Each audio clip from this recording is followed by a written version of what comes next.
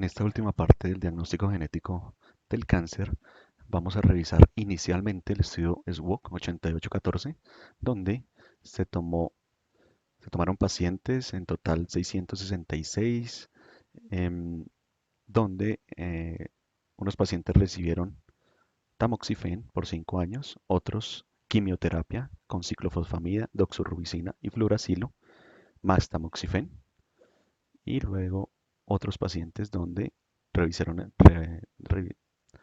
recibieron este tipo de quimioterapia y luego se les adicionó tamoxifen. Aquí está el total de muestras analizadas por con Oncotype 367, que fue el 40% del estudio principal, y se analizó finalmente la supervivencia superior sin la enfermedad y la supervivencia en general durante 10 años. Aquí vemos las características generales de los pacientes, donde tenemos en cuenta la edad, el compromiso de 1 a 3 ganglios, el origen étnico, el tamaño del tumor menor de 2 centímetros, de 2 a 5 centímetros, mayor de 5, el grado del tumor, grado 1, grado 2, grado 3, etcétera, etcétera. Y digamos que aquí hay una comparación entre los dos grupos, el grupo total con tamoxifen más quimioterapia y el grupo que fue analizado con Oncotype, y no hay diferencias significativas entre ellos. Aquí vemos los resultados en cuanto a su RS, tanto bajo como intermedio como alto, y el porcentaje que tuvieron cada uno de ellos con tamoxifen y con quimioterapia. Entonces, en estas gráficas son muy importantes. La primera nos muestra la sobrevida libre de enfermedad. Esa sobrevida libre de enfermedad para el grupo único con tamoxifen, vemos cómo es del 60% cuando cuando el RS es pequeño, o sea, bajo riesgo, riesgo intermedio es del 49% y riesgo alto es del 43%. Mientras que aquí se analiza la sobrevida total del grupo, de igual manera para RS bajos, 77%, y para RS altos, 51%, y solamente con tamoxifen.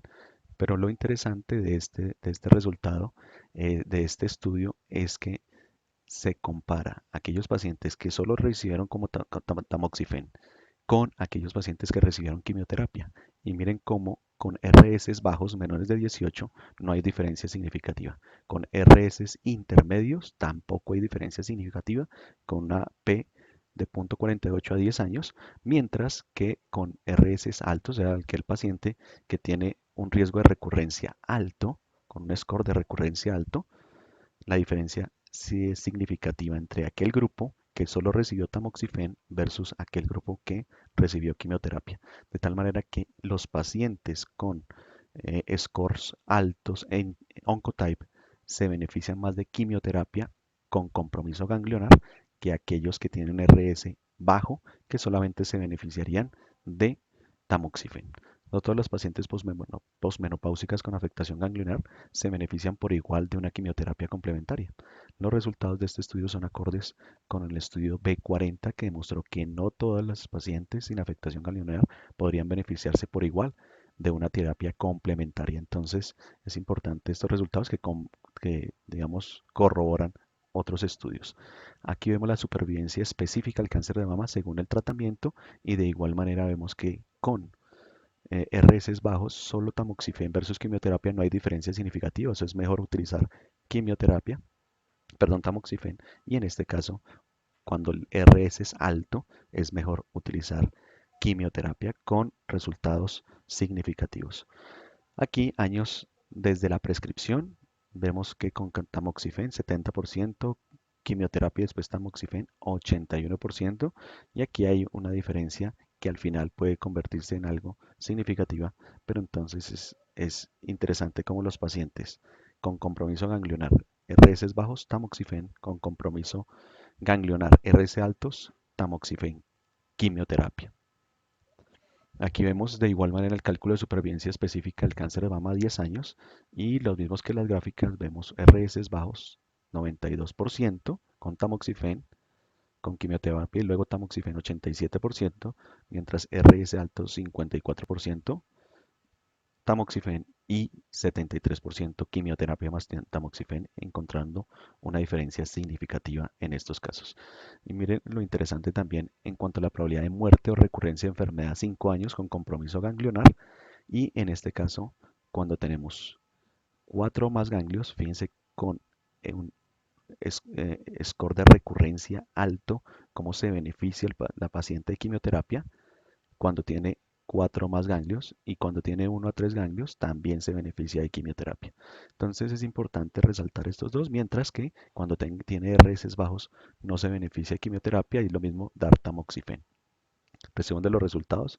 Entonces el RS fue factor de pronóstico para el grupo con solo tamoxifen. La quimioterapia no presenta utilidad aparente en pacientes con RS bajos. La quimioterapia mejoró la sobrevida libre de enfermedad en pacientes con RS altos. Los RS según interacción del tratamiento fue significativa durante los primeros 5 años, pero no brindó predicciones adicionales más allá de 5 años, aunque la utilidad acumulativa se mantuvo en 10 años.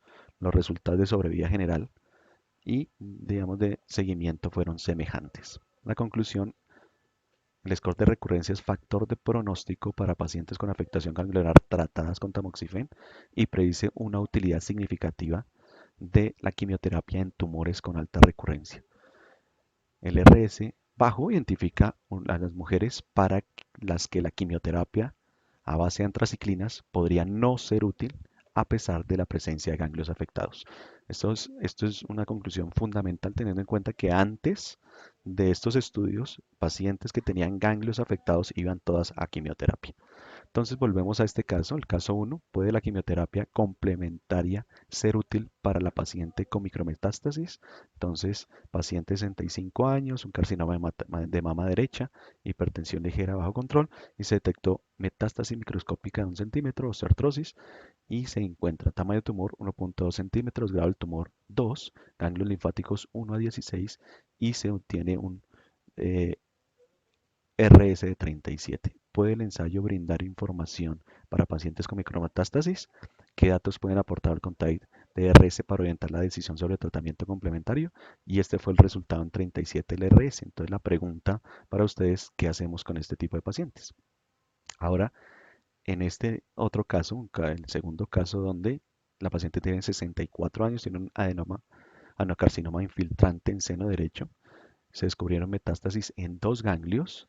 Fíjense, tiene adicionalmente neuropatía ligera, enfermedad vascular por diabetes mellitus, fibrilación auricular crónica y al examen físico, cicatriz de mastectomía parcial y heridas axilares por biopsia de ganglio centinela. Entonces encontramos un RS en este paciente en 8. Entonces en este caso, ¿qué podríamos hacer con una paciente cuyo resultado de RS es 8? Es la pregunta que queda para la discusión. Entonces, el ensayo Oncotype para cáncer de mama aporta datos útiles para la toma de decisiones sobre el tratamiento de los casos de afectación ganglionar. Oncotype aporta datos útiles a lo largo del continuo del estado de ganglios, desde la enfermedad sin hasta la enfermedad con afectación ganglionar. Las directrices de la NCN incluyen las pruebas de Oncotype en el proceso de toma de decisiones sobre el tratamiento complementario y el riesgo de recurrencia distante aumenta con el número creciente de ganglios. Un resultado bajo de RS sugiere un riesgo bajo de recurrencia distante para pacientes con 1 a 3 ganglios linfáticos y Oncotype en en el RS permite hacer una evaluación individualizada del riesgo y la posible respuesta al tratamiento complementario, permitiendo así evitar la quimioterapia en aquellas pacientes en quienes quizás no sea útil. Entonces vamos a hacer una revisión muy general de las otras pruebas, MammaPrint y finalmente Oncotype para dejar claros algunos conceptos y en el módulo que sigue vamos a hacer una comparación entre, o sea, en el módulo 4 vamos a hacer una comparación de los estudios MammaPrint Oncotype. Entonces los niveles de expresión genética determinar, se pueden determinar utilizando chip, microensayos o PCR cuantitativa. El microarrays se utilizan principalmente para MammaPrint y el PCR cuantitativo para Oncotype. El dogma de la biología molecular es simplemente el ADN a ARN ocurre a través de la transcripción y del ARN a las proteínas, la transducción. Y cuando yo paso de RNA a DNA hay una transcripción inversa que se puede hacer fácilmente. Entonces, el ensayo de microarrays de MammaPrint tiene en cuenta lo siguiente: se tiene chip con todos los genes humanos, se aísla los genes que probablemente pueden producir cáncer de mama. Cada gen está representado con varias ondas y finalmente se analiza el tumor 1, tumor 2, tumor 3, cada uno de los posibles genes que pueda tener esa, pueden ser predisponentes para, para generar tumor.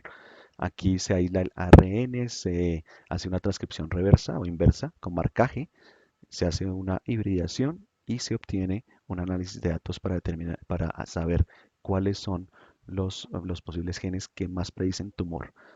Entonces, de más o menos 231 genes asociados con cáncer de mama, finalmente tenemos unos 70 predictivos para clasificación de pacientes de bajo riesgo y de alto riesgo. De esa manera, pues MammaPrint está actuando.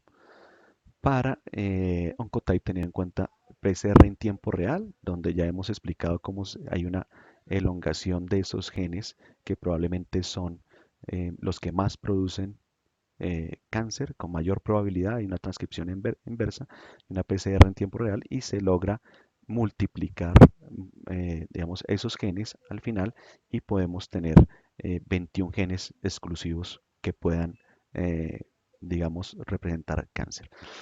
Aquí hay unas diferencias que quiero que ustedes estudien poco a poco en sus casas de la diferencia entre Oncotype y MammaPrint. Muy importante, por ejemplo, la validez de la uniformidad de pacientes, que si ocurre en Oncotype más no en MammaPrint. Por ejemplo, la predicción de beneficio de quimioterapia que sí se hace en Oncotype y no en MammaPrint.